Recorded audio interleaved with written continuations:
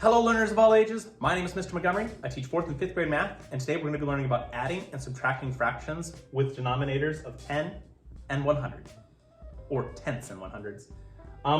When it comes to adding and subtracting, just as a refresher, you can only add and subtract fractions when the denominators are the same. As you can clearly see in our problem, they are not the same. But we worked on last lesson how to change it from tenths to 100s, and you can basically change it to hundredths back to tenths if both the numerator and denominator end in 0. Now if we take a look at our example here, I can't change it from hundredths to tenths because, well, 65 does not end in 0. It would make more sense for us to change it from tenths to 100ths. So I have to make the denominators the same. We already decided that we were going to be changing our denominator from tenths to 100ths for both of them. Since 100 didn't change moving to 100, that means 65, in this case, does not change either. It stays the same. But how do we get from 10 to 100? What do we multiply by? Times 10. So I multiply times 10 on this side. So 10 times 10 is 100. Whatever I do to the denominator, I also have to do to the numerator. 2 times 10 is 20. I'm going to add my numbers together. I can do 65 plus 20. Well, that would be 85. There we go.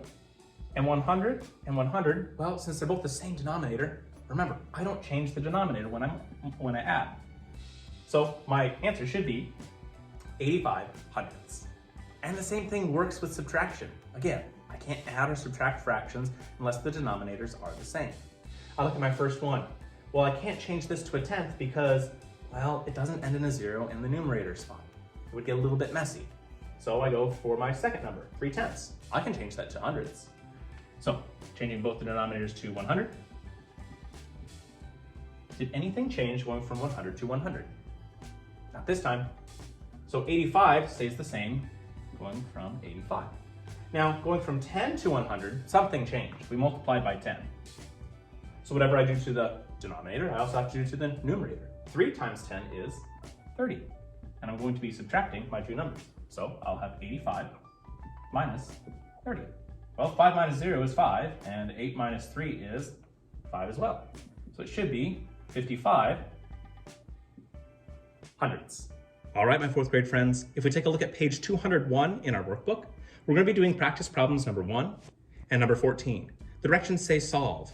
So for number 1, we have a subtraction problem, and number 14, we have an addition problem.